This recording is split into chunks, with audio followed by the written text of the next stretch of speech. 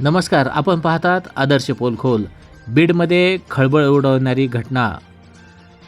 युवा सेना प्रमुख गणेश शिराळे यांच्यासह इतरांवर अपहरण, मारहाण व जीवे मारण्याची धमकी दिल्याप्रकरणी शहर पोलीस ठाण्यात गुन्हा दाखल.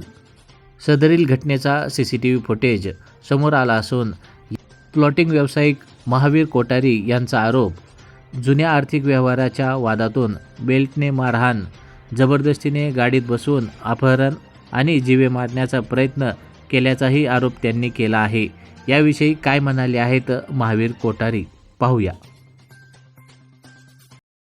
बीड शहर पोलीस स्टेशनला याबद्दल कंप्लेंट दिली. मी गणेश शिराळे यांच्याकडून पैसे घेतले होते. ते जे पैसे मी वारंवार देत गेलो. पैसे वारंवार देत गेल्याच्या बाद त्यांनी जो व्याजाचा महिना होता तो वाढीला. मी त्याला म्हणलो की तू असं काही करू नको.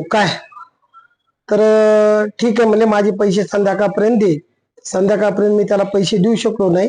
मी रस्त्याने हिना पेट्रोल पंपावर चाललो असता अज्ञात तीन व्यक्ती त्याच्यासोबत आले. त्यांनी मला दिसल्या क्षणी मारहाणाला सुरुवात केली. बेदम मारहाण केल्याच्या बाद त्यांनी मला गाडीवर टाकून नेऊन त्यांच्या रानामध्ये नेऊन त्यांचा मारण्याचा प्लॅन होता.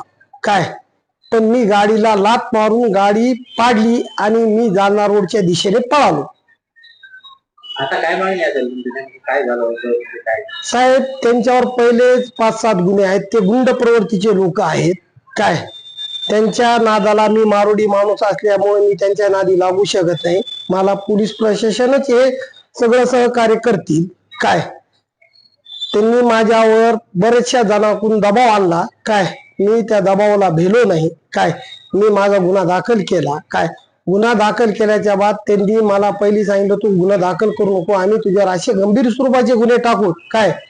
तुझ्या मागं मनुष्यबळ नाही, तू कसा पोलीस स्टेशन मधून बाहेर निघशील जेल मधून ते आम्ही तुझ्याकडे बघू.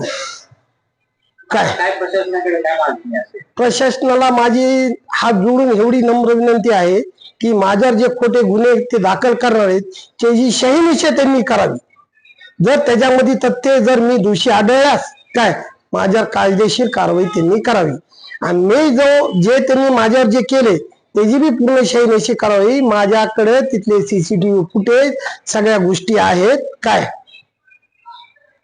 त्यांच्यापासून माझ्या जीवाला, माझ्या परिवाराला, माझा मुलगा, दोन्ही मुलं एवढे एकटे चलतेत. माझे 3 दिवस झाले मुली ट्युशनला जात नाहीत. ते घाबरलेल्या मनस्थितीत आहेत. त्यांना वाटतं की रस्त्यातून मला कोणी उचलून नेईन का काय होईल.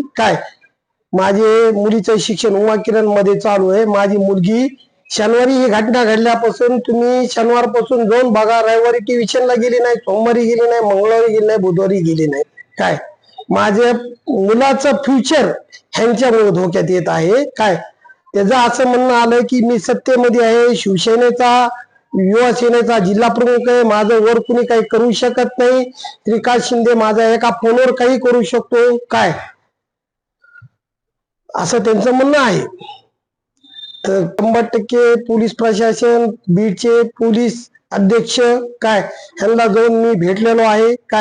त्यांनी मला चांगलं मार्गदर्शन केलेलं आहे. ते मला म्हणलेले आहेत काय होणार नाही, त्याचे खोटे गुन्हे पोलीस घेत नाहीत. मी त्यांना एवढं सांगितलं की जर साहेब खरा त्यांचा गुन्हा असेल तर घ्या.